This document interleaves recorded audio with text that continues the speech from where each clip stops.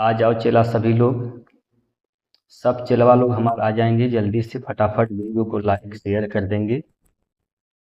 चलिए दोस्तों, नमस्कार, आप सभी का स्वागत है रोजगार विद प्रमोद यूट्यूब चैनल पर। और आज हम लोग यहाँ पर प्रैक्टिस सेट नंबर 14 करने जा रहे हैं। पूरा विश्वास करता हूँ, उम्मीद करता हूँ कि यह वीडियो आपको अच्छा लगेगा। दोस्तों, आप सभी लोग जानते हैं कि हम लोग मैथ का प्रैक्टिस कर रहे हैं एसएससी जीडी के लिए। तो जितने चेला लोग का एसएससी जीडी है, परीक्षा देना है, वो सभी लोग हमारे साथ जुड़ेंगे और अपनी तैयारी को जांच करेंगे, किस लेवल की आपकी तैयारी पहुंची है।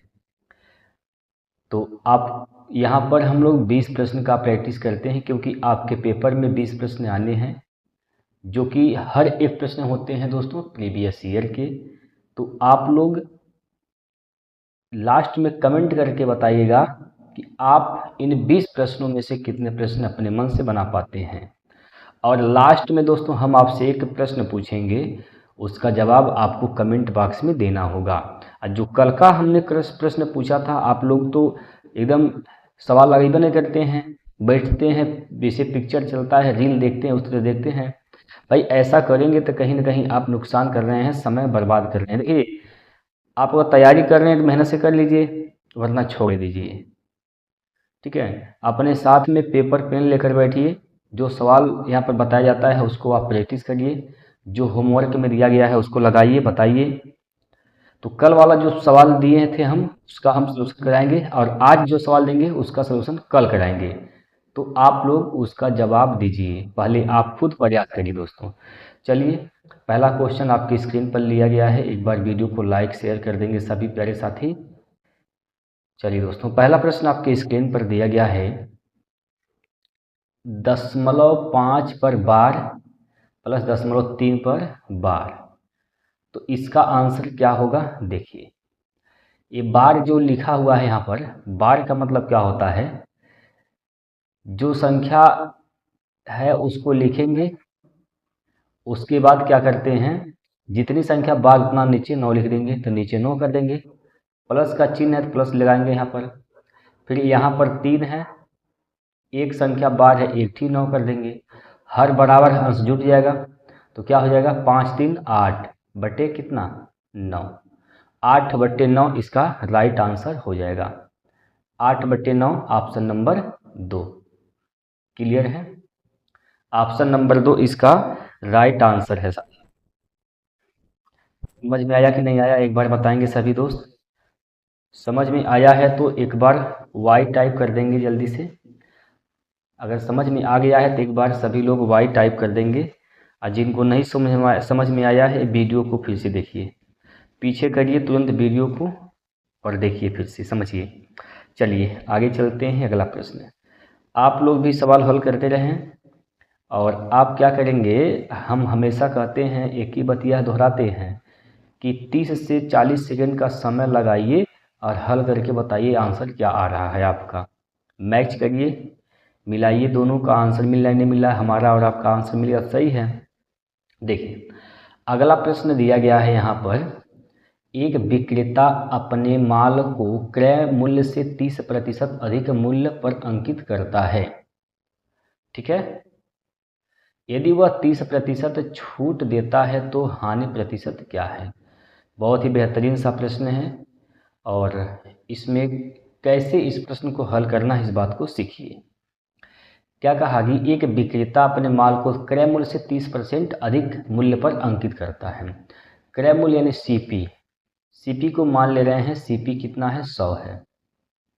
तो इसका एएमपी क्या हो जाएगा, 30% ज़्यादा, मतलब क्या हो जाएगा, 130।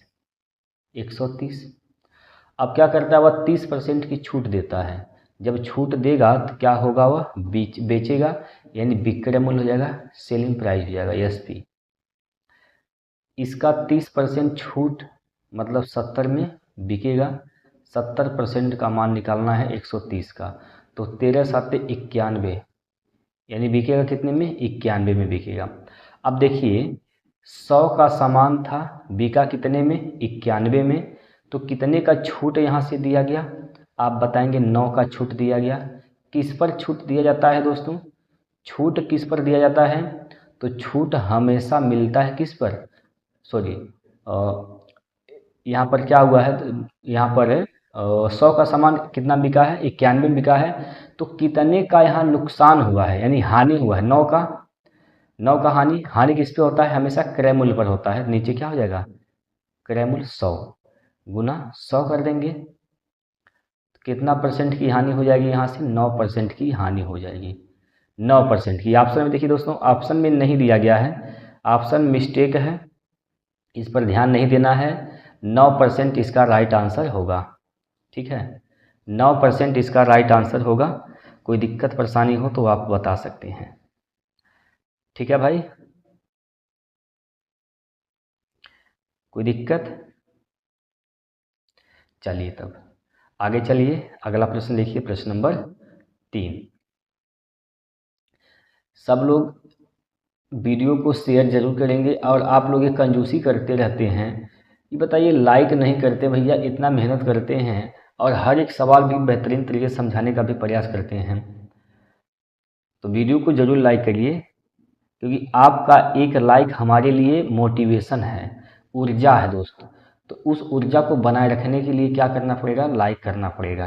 तभी हम, जितना लाइक होगा उतना हमारे अंदर ऊर्जा उत्पन्न होगी और उतने ही जोश खरोश से हम आपको पढ़ाएंगे।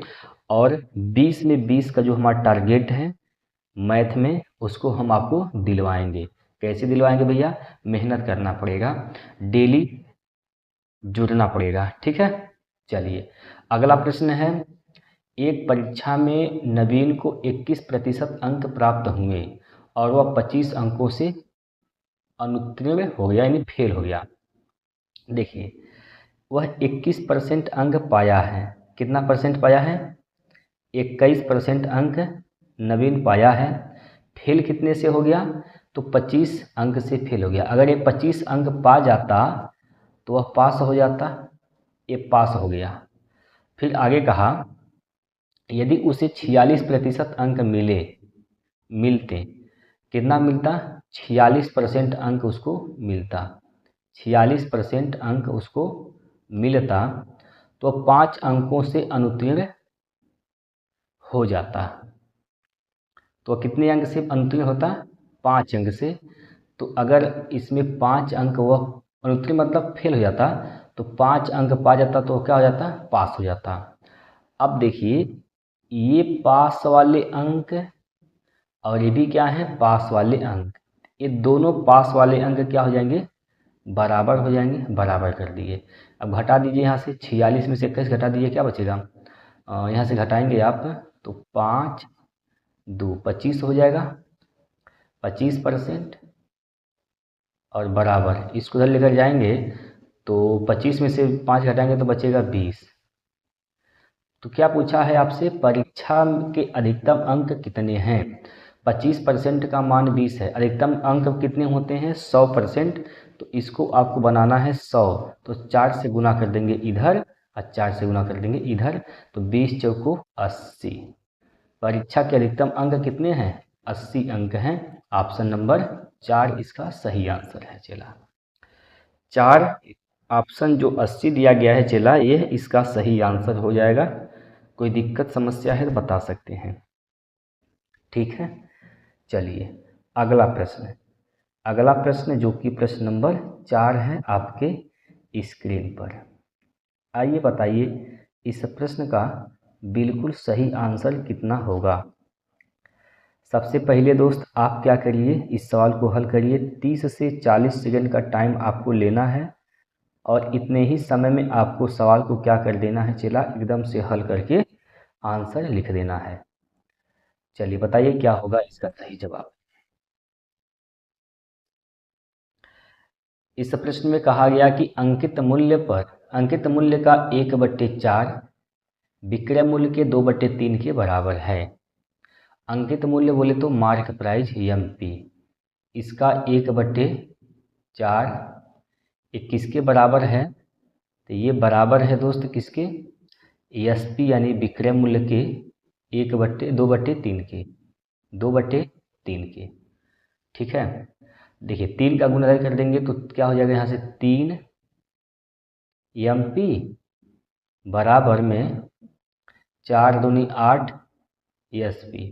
तो पूछा कितना छूट प्रतिशत कितना है, तो यहाँ से EMP और ESP का रेशियो निकाल देंगे। तो EMP क्या हो जाएगा 8, ESP क्या हो जाएगा तो 3। अब 8 अंकित मूल्य का सामान 3 में बिका है तो छूट कितने का दिया गया, छूट मिला कितने का, तो आप यहाँ पर बताएंगे। छूट दिया गया 5 का, किस पर 8 पर, ठीक है। तो गुना 100, गुना 100 काटेंगे 4 दूनी 8, 4 से काटेंगे तो 25 चौका 100, 25 पंजे 125, 125 में क्या करेंगे आप 2 से भाग कर देंगे, 2 छक्का 12, 2 दूनी 4, 10,2 पाँचे 10, 62.5% का क्या होगा यहाँ पर छूट होगा। कितने परसेंट का छूट होगा, तो चेला लोग बताएंगे 62.5% का छूट हो जाएगा। ठीक बा, चलिए समझ में आ गया चेला इस सवाल। अगला प्रश्न देखिए सर, अगला प्रश्न देखिए और एकर आंसर आप बताइए क्या होगा।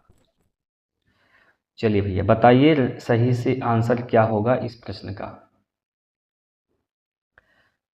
देखिए कहा गया है 11 सही 1/2 प्लस 12 सही 1/2 प्लस 13 सही 1/2 प्लस 14 सही 1/2 का मान क्या होगा। तो सबसे पहले चेला एक बेसिक चीज़ समझ लेते हैं। जैसे मान लीजिए अगर लिखा हुआ है 2 सही 1/3, इसका मतलब क्या होता है, इसका मतलब कुछ और नहीं बस यही होता है 2 प्लस 1/3। ये जो सही में होता है इसको पूर्णांक बोलते हैं और ये जो है इसको हम क्या कहते हैं भिन्न बोलते हैं। तो इसी फॉर्मेट में इसको लिखेंगे, ऊपर वाले के ऊपर वाले को चेला इसी फॉर्मेट में लिखेंगे। देखिए कैसे लिखिएगा, तो ये हो जाएगा पूर्णांक वाला एक साथ जोड़ेंगे 11 प्लस 12 प्लस 13 प्लस 14, ठीक है, प्लस, और जो भिन्न में है उसको एक साथ जोड़ेंगे 1/2 प्लस 1/2 प्लस 1/2 प्लस 1/2, 4 बार लिखना है, ठीक है। इसको जोड़िए क्या हो जाएगा यहाँ से, तो 4 3 7 2 9 1 10 की जुड़ हासिल का 1, 4 1 5, इधर 50 हो गया। अब प्लस हर बराबर है तो आंसर जुट जाएगा 1 2 3 4, 4/2 का मतलब कितना 2, 50 प्लस 2 क्या हो जाएगा तो 52 हो जाएगा। तो इसका आंसर क्या होगा चेला 52 हो जाएगा। ऑप्शन नंबर 1, ऑप्शन नंबर 1 इसका सही उत्तर हो जाएगा। क्लियर है, बताइए कोई दिक्कत है इस सवाल में लगाने में, इस सवाल को हल करने में चेला कोनो दिक्कत परेशानी है। चलिए तब अगला प्रश्न देखिए, थोड़ा फास्ट करते हैं ताकि चीज़ों को जल्दी जल्दी किया जाए, ताकि और भी चीज़ें आपको पढ़ाने हैं। और देखिए जो जो विद्यार्थी ऐसे हैं जो अभी कमेंट किए थे कि सर चक्रवृद्धि ब्याज और टाइम एंड वर्क, दूरी और टाइम एंड वर्क मतलब काम समय जो है, ये चैप्टर थोड़ा कमज़ोर है तो इस पर ध्यान दीजिए। तो चला हम एकदम काम कर रहे हैं, और यही नहीं 2 ही चैप्टर नहीं, SSC GD का पूरा सिलेबस मैथ का डिजाइन कर रहे हैं और जल्द ही आप लोगों के बीच में आ जाएगा, ठीक है, जल्द ही आप लोगों के बीच में आ जाएगा। और पूरा चैप्टर विधिवत तरीके से आपको पढ़ाया जाएगा ताकि आपका मैथ में नंबर कम ना हो, ठीक है। तो आप लोगों की सपोर्ट की आवश्यकता है, जब तक आप सपोर्ट नहीं करिएगा तब तक कुछ हो नहीं पाएगा। तो इसलिए हम कह रहे हैं कि आप लोग थोड़ा इस वीडियो को, इस चैनल को आगे बढ़ाइए, इस परिवार का हिस्सा बनिए और दूसरे को भी हिस्सा बनाइए, ठीक है। सबका साथ सबका विकास होगा। चलिए अगला प्रश्न पर दिया गया है, एकदम चेला लोग सन्न सन्न उत्तर बता रहे होंगे। देखिए क्या कहा है, निम्नलिखित में से कौन सी संख्या 8 से विभाज्य नहीं है। एकदम चेलवा मारेगा, खट खट आंसर बताएगा। देखो चेला 8 से विभाज्य नहीं है, तो कौन नहीं है कैसे पता करिएगा। 8 के विभाज्यता का नियम आपको आना चाहिए। कोनो संख्या 8 से विभाज्य तब होती है जब अंतिम के 3 अंक 1, 2, 3 अंतिम के 3 अंक 8 से कटते हों। अगर अंतिम का 3 अंक 8 से कट गया तो 8 से विभाज्य है और नहीं कटा तो विभाज्य नहीं है। तो चेक करिए, अंतिम का 3 अंक यहाँ पर क्या है 032, ये तो 8 से कटेगा, ये तो विभाज्य है। यहाँ पूछा कौन विभाज्य नहीं है, तो पहला आंसर नहीं हो सकता। ये 968 है, 968 दिया गया है। 8 एक कम 8 दूनी 16, 8 एक कम 8, ये भी कट जाएगा। तो ये भी तो कट गया, तो 8 से विभाज्य है। ये क्या है चला है 8 से विभाज्य है, तो यह आंसर नहीं होगा। ठीक है, यह आंसर नहीं होगा। तब कौन होगा, इसको चेक करिए। ये भी पूरा 8 से कट जाएगा, ये भी नहीं होगा। इसको चेक करिए, ये 6044 8 से नहीं कटेगा, तो यही क्या हो जाएगा, इसका सही उत्तर हो जाएगा। ठीक है चला, कोई समस्या, कोई दिक्कत, कोई परेशानी है तो बताइए। चलिए अगला प्रश्न देखिए। प्रश्न नंबर 7वां आपके स्क्रीन पर दिया गया है।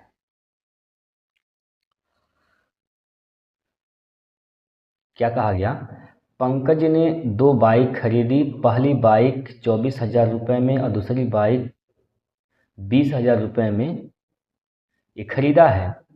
उसने पहली बाइक को, ये पहली बाइक लिखा हुआ, पहली बाइक को 20% के लाभ पर, दूसरी बाइक को 30% की हानि पर बेच दिया। कुल लाभ या हानि क्या है। ठीक है, कुल लाभ या हानि क्या है यह आपको बताने हैं। देखिए चला, 24,000 का सामान खरीदा है, पहली एक बाइक, और इसको बेचा कितने में है, इसको बेचा है 20% के लाभ पर, यानी 120% पर। 20% का मतलब क्या होता है, 1/5 होता है, तो 6/5 पर बेचा है। ठीक, 5 से काटेंगे, 5 चौको 20, 5 अट्ठे 40 और 2 जीरो, यानी कितने में बेच दिया, 2 जीरो यहाँ से होगा, और 6 अट्ठे 48 की 8 हासिल का 4, और 6 चौक 24, 24 और 4 28, 24 4 28, इतना में बेचा है। और दूसरी बाइक की बात करते हैं, तो दूसरी बाइक की बात करें तो देखिए, ये 20,000 में खरीदा है और 30% की हानि पर बेचा, मतलब 70 में बेचा है। 2 जीरो से यहाँ पर कैंसिल, तो कितने में बिका यहाँ पर देखिए, 7 दूनी 14,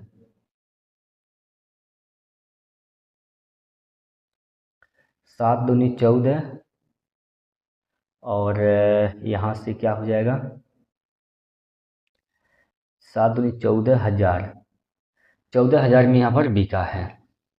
तो देखिए कुल कितना, दोनों बाइक जब बेचा है तो कुल कितना पैसा इकट्ठा हुआ उसके पास, कितना में बेचा हुआ टोटल 0, और यहाँ से 0, और यहाँ से हो जाएगा 8, फिर 8 4 12 के 2 हासिल का 1, 2 1 3 1 4, 42,800 रुपये में बेचा है।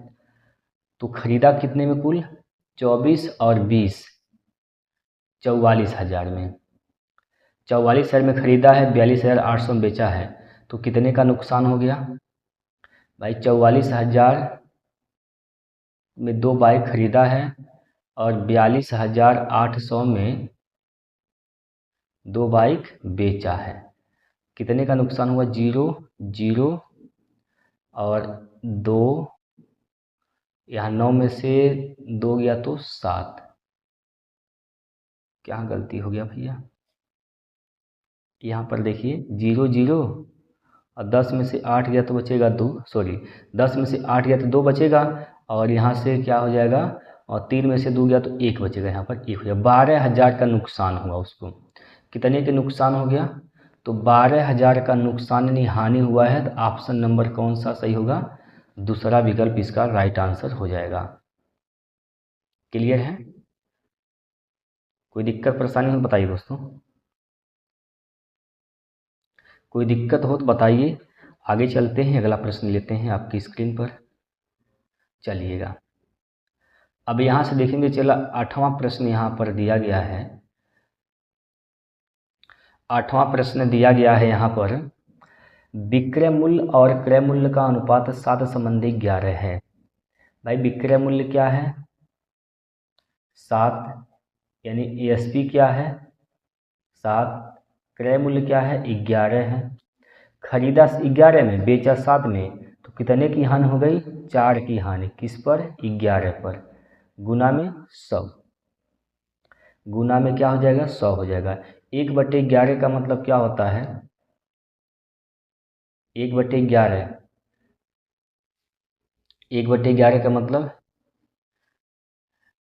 भाई 9.09% होता है। ठीक है, तो 4 गुना किया गया है, तो 4 9 36 और 4 9 36, मतलब 4 का गुना कर देंगे इसमें तो क्या होगा? 36.36%। 36.36% इसका राइट आंसर हो जाएगा। क्लियर है? कोई दिक्कत परेशानी है दोस्तों इसमें बताइए। अगर कोई दिक्कत आपको लग रहा है तो आप हमें बता सकते हैं। चलिए अगला क्वेश्चन, प्रश्न नंबर 9 है आपकी स्क्रीन पर। यहाँ देखिए, इस प्रश्न को ध्यान से पढ़िए, बहुत ही बेहतरीन सा प्रश्न है दोस्तों। बहुत ही बेहतरीन सा क्वेश्चन आपके सामने आया है और इसका आप सभी प्यारे साथी आंसर बताएंगे क्या होगा। देखिए, इस सवाल में कहा गया है कि 120 लीटर के एक मिश्रण में पानी और दूध का अनुपात क्रमशः 5 संबंधी 7 है। मिश्रण में पानी और दूध का अनुपात क्रमशः 1 संबंधी 1 करने के लिए मिश्रण में कितना पानी मिलाना होगा।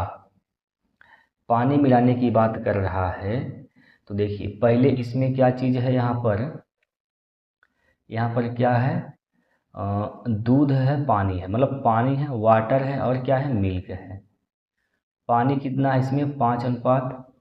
तो दूध क्या है इसमें? 7 अनुपात। ठीक है, 7 अनुपात है। तो यहाँ पर देखिए कहा है कि भैया टोटल मिश्रण कितना है? 120 लीटर है। यहाँ पर टोटल मिश्रण का अनुपात क्या जगह? 7 5 12, तो 12 का मान क्या हो जाएगा? 120। 120, एक का मान क्या हो जाएगा? 10, तो 5 का मान 50, 5 का मान 50, 7 का मान 70, ये 50 है।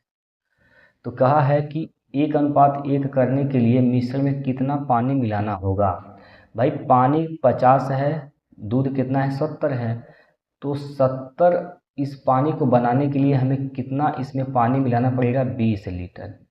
20 लीटर मिला देंगे तो क्या हो जाएगा? 70 70, यानी 1 संबंधी 1 हो जाएगा। तो कितना लीटर पानी मिलाना पड़ेगा? 20 लीटर। क्लियर है? 20 लीटर पानी आपको मिलाना होगा। आई बात समझ में? चलिए अगला प्रश्न देखिए तब। अगला प्रश्न है यहाँ पर, बताइए इसका राइट आंसर क्या होगा। गौरव शंभू से 4 गुना अधिक कुशल है। 2 बंदे हैं, एक गौरव है और एक कौन है? एक है शंभू। गौरव शंभू से 4 गुना अधिक कुशल है। शंभू अगर एक है तो 4 इसकी कुशलता है, मतलब इफिशियंसी है इसका। ठीक है, कह रहा है कि गौरव एक काम को पूरा करने में शंभू से 67.5 दिन कम लेता है। अच्छा, ये क्षमता का अनुपात यह है, तो टाइम का अनुपात क्या हो जाएगा? 1 संबंधी 4, उल्टा होता है, उल्टा। ठीक है, उल्टा हो जाएगा। कहा कि गौरव को एक काम पूरा करने में शंभू से कितना कम लेता है? 67.5। अनुपात में कितना कम लेता है? 3। 3 का मान क्या है? 67.5 5, 67.5। तो 1 का मान क्या हो जाएगा, 1 अनुपात का मान 3 से भाग कर देंगे, 3 दूना 6, 3 दूना 6, 3 पाँचे 15। तो कह रहा है कि वे दोनों एक साथ मिलकर काम करते हैं तो वही काम कितने दिनों में पूरा होगा। दोनों अगर मिलकर काम करेंगे तो कितना दिन में पूरा करेंगे बताइए।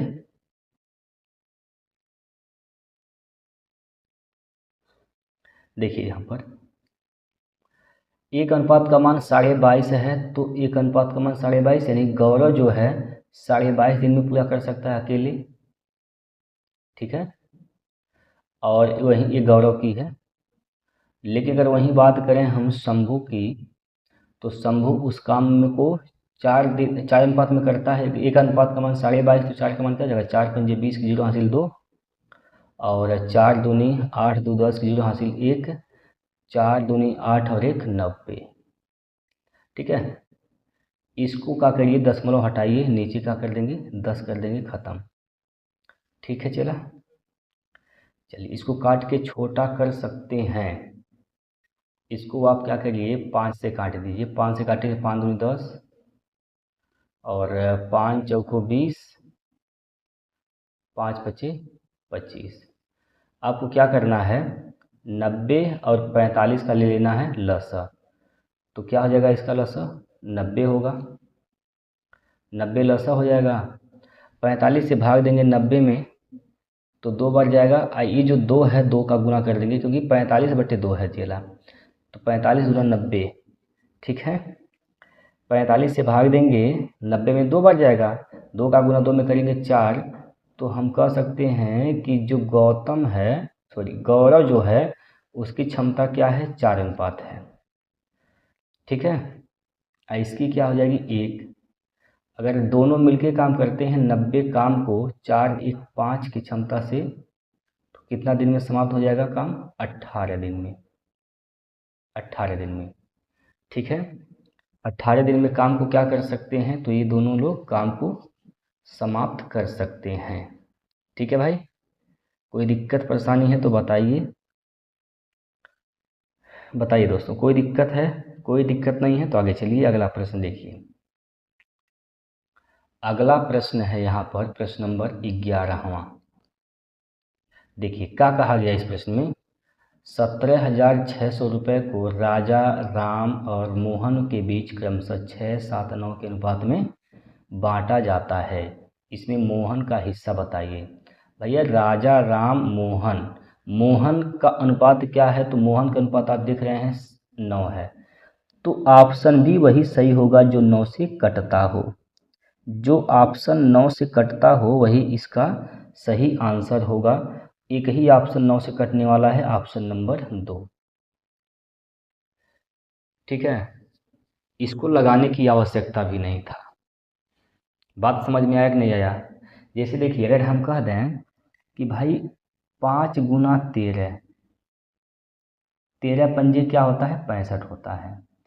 अगर इसमें 13 से गुना किया गया है इस 65 में, तो यह 65 13 से कटेगा, कटेगा। तो वही बात कर रहे हैं कि अगर ये जो ऑप्शन है उस ऑप्शन में 9 से गुना किया गया है तो इसका मतलब 9 से ऑप्शन कटेगा, तो जो ऑप्शन 9 से कटा वही इसका उत्तर हो जाएगा। क्लियर है। चलिए अगला प्रश्न देखिए। प्रश्न नंबर यहाँ पर है 12वां। प्रश्न नंबर 12वां आपके सामने दिया गया है दोस्तों। एक समचतुर्भुज के विकर्ण क्रमशः 10 और 30 सेंटीमीटर हैं। समचतुर्भुज का क्षेत्रफल कितना होगा। देखिए सबसे पहले आप जानिए समचतुर्भुज होते कैसे हैं। ये होता है समचतुर्भुज, ठीक है भाई, ये समचतुर्भुज होता है। समचतुर्भुज के विकर्ण की बात करते हैं तो देखिए इसमें 2 विकर्ण होंगे, एक ये और एक होता है ये वाला। दोनों विकर्ण जहाँ काटते हैं वहाँ कितने डिग्री का कोण बनता है 90। ये सब छोटी छोटी बातें आपको आना चाहिए, ठीक है। इसका क्षेत्रफल क्या होता है, इसका एरिया होता है दोस्तों 1/2 d1 इंटू d2, ठीक है। तो 1/2 d1 क्या हो जाएगा भाई, 2 विकर्ण है, एक विकर्ण 10 है, दूसरा विकर्ण क्या है 30 है। 2 से काटेंगे 5 बार में कटेगा, 5 या 15, 150। 150 सेंटीमीटर स्क्वायर इसका क्षेत्रफल हो जाएगा, ठीक है भाई। 150 सेंटीमीटर स्क्वायर इसका क्षेत्र हो जाएगा। क्लियर है? बताइए कोई दिक्कत है इस सवाल में? चलिए भाई अगला प्रश्न देखिए। और अगला प्रश्न जो कि 13वां प्रश्न है आपके स्क्रीन पर है। अब ये सवाल का आंसर मैं चाहूँगा कि आप लोग दें। बहुत ऐसे प्रश्न आप लोगों ने कर लिया है, तो अब आपकी बारी है इसका आंसर बताना, ठीक है। इसका आंसर आप लोग करेंगे। देखिए जब तक भैया आप लोग कलम नहीं चलाएंगे, अपना दिमाग नहीं लगाएंगे, तब तक कुछ होने जाने वाला नहीं है, ठीक है। दूसरे के कंधे पर बंदूक रखकर कब तक चलाएंगे? अपने खुद सीखिए, सवाल का प्रैक्टिस करिए, समझिए, नहीं आता है तो बताइए, तभी चीज़ें आपको समझ में आएंगी। इसका आप लोग आंसर दीजिएगा कमेंट बॉक्स में। चलिए भाई अगला प्रश्न देख लीजिए।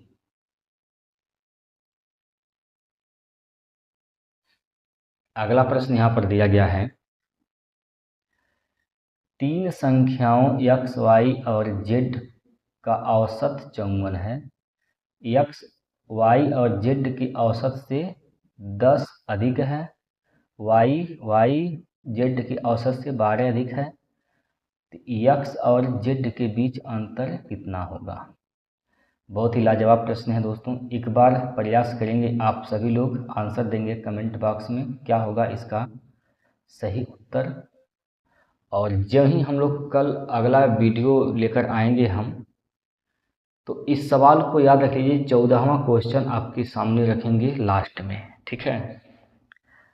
और अभी प्रयास आपको करनी है कि इसका आंसर क्या आएगा इन चारों विकल्पों में से, ठीक है भाई। चलिए अगला प्रश्न देखिए।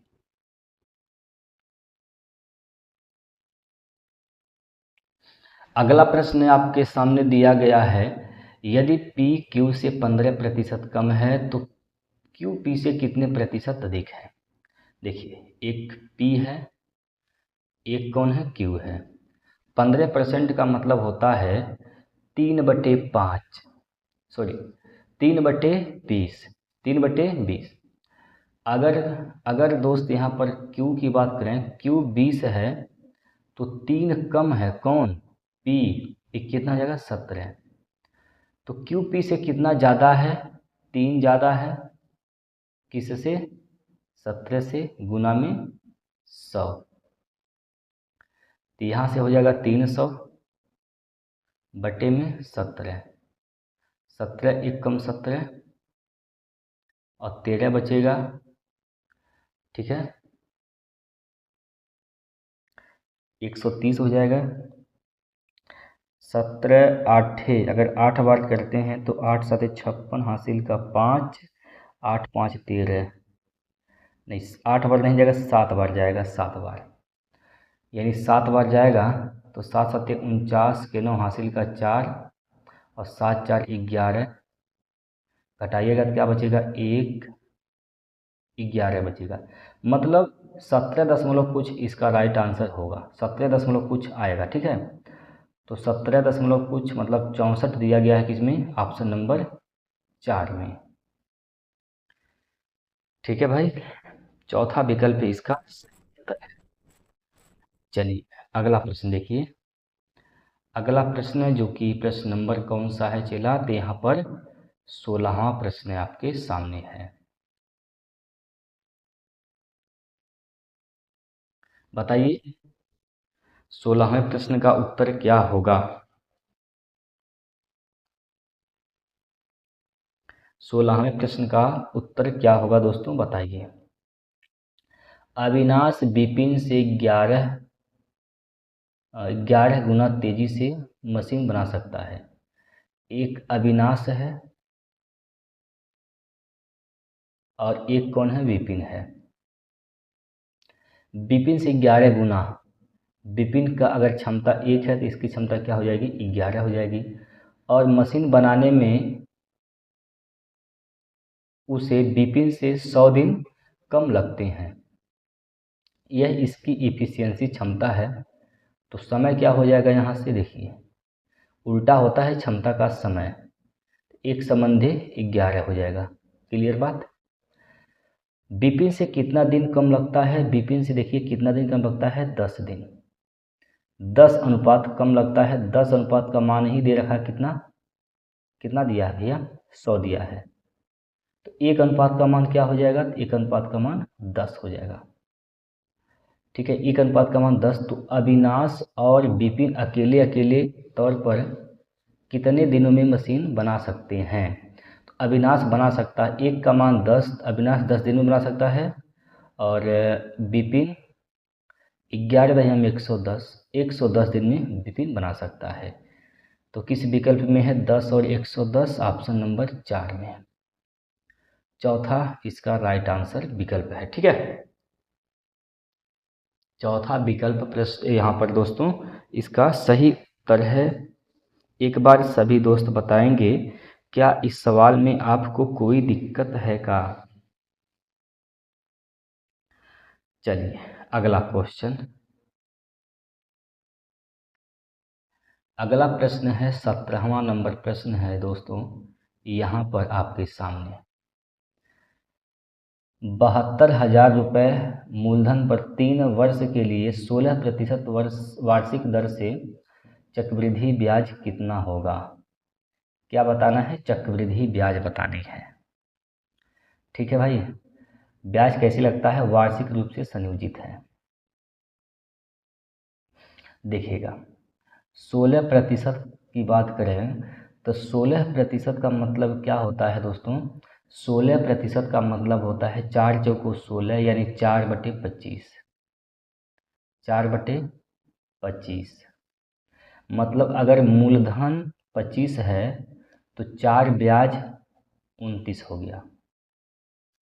ऐसे कितनी बार, 3 वर्ष है तो घात 3 कर लेंगे। ठीक है, घात 3 कर देंगे। ठीक है भाई, तो यहाँ पर जो आएगा, यहाँ पर जो भी आएगा यह मूलधन है, यहाँ पर जो आएगा मिश्रधन है।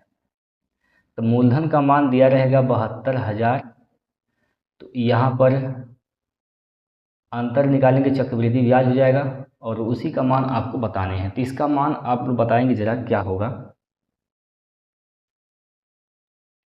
इसका मान आप लोग बताएंगे क्या होगा। ठीक है, चला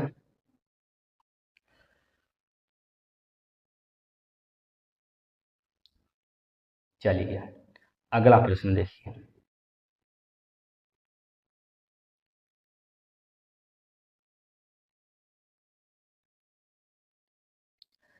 यदि 24, 28, 27, 23 डी और ई का औसत क्या है, 29 है। डी और ई का औसत क्या है। चलिए भैया अब देखिए औसत क्या है, 29 है।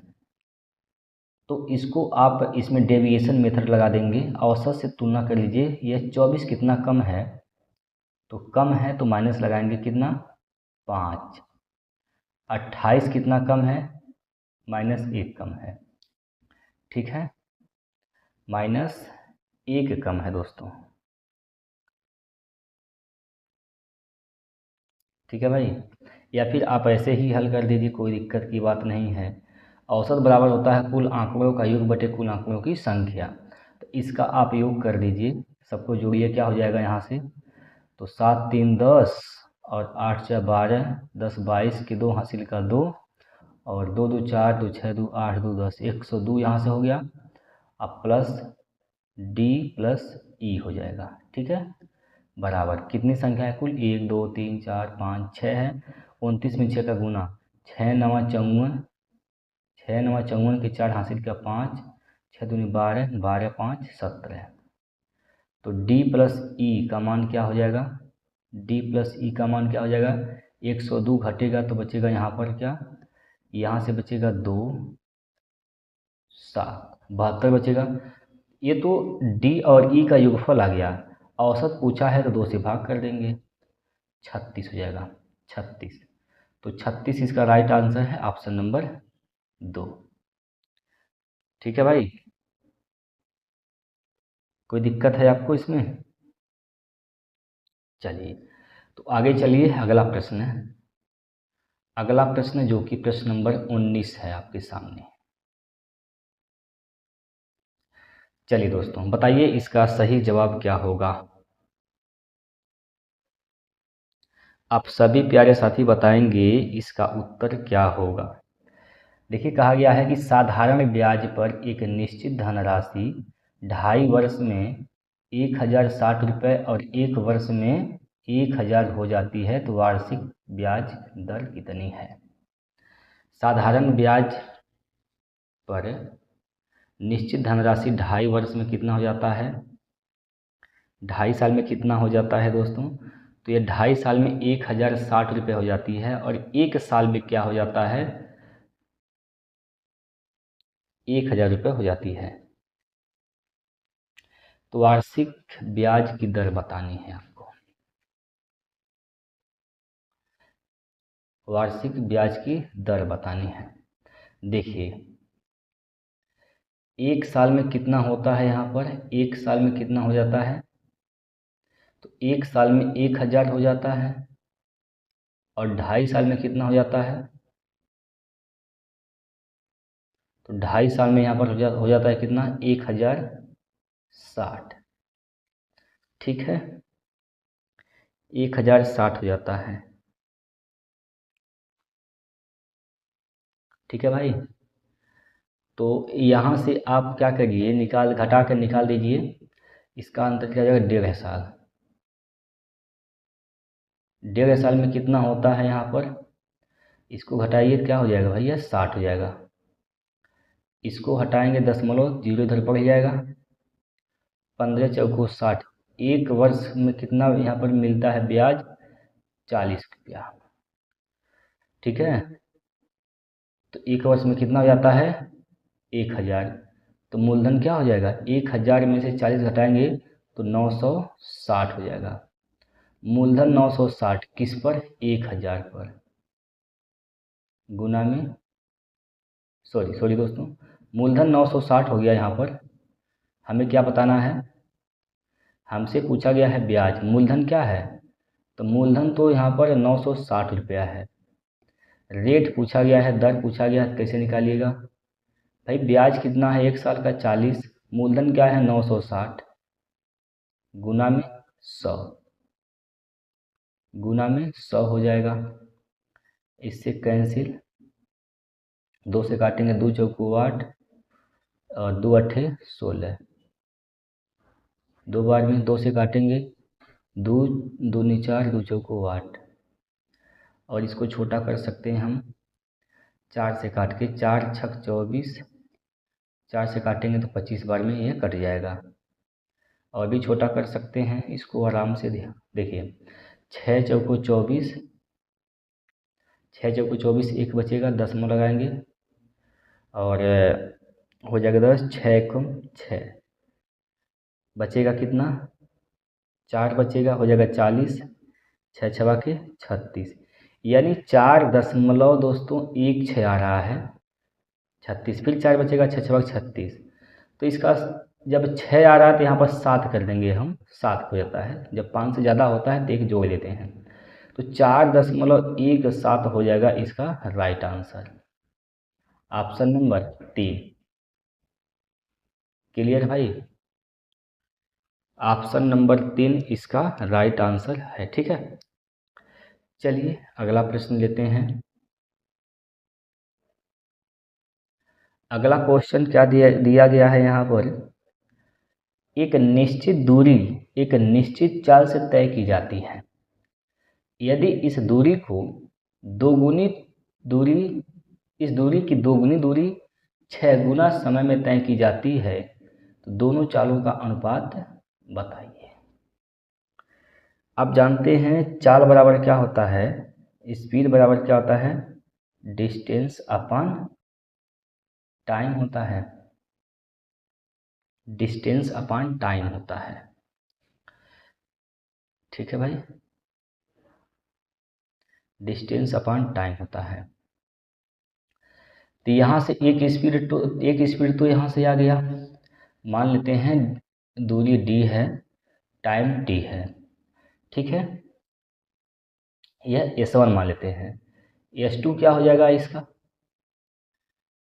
कहा है ना इसी दूरी की दोगुनी दूरी यानी 2d और 6 गुना समय 6t। तो दोनों चालों का अनुपात क्या हो जाएगा भाई, अनुपात निकाल दीजिए, यहाँ से अनुपात निकाल दीजिए। S1 संबंधे S2, तो क्या हो जाएगा यहाँ पर d/t संबंधे 2d बटे में कितना हो जाएगा यहाँ पर, बटे में 6t, बटे में 6t हो जाएगा। ठीक है, यहाँ से 2 एक कम 2, 2 तियाँ 6, dd से कैंसिल, tt से कैंसिल, तो यह हो जाएगा 3 संबंधे 1। कितना, 3 संबंधे 1। तो 3 संबंधे 1 दोनों चालों का अनुपात आ जाएगा दोस्तों, 3 संबंधे 1 हो जाएगा इसका सही जवाब। क्लियर है, क्या इसमें कोई दिक्कत है आप और सभी को? देखिए हम लोग 20 प्रश्न किए हैं और ये 20 प्रश्न हम लोग कर चुके हैं दोस्तों, आप लोग देख सकते हैं 20 प्रश्न हम लोग किए हैं आज। ठीक है, तो अब आप बताइए इन 20 प्रश्नों में से कितने ऐसे प्रश्न रहे जो आप खुद अपने मन से बना पाए हैं। अगर वास्तव में ईमानदारी से तैयारी कर रहे हैं तो आप लोग कमेंट में आंसर दीजिएगा, बाकी आपकी मर्जी है।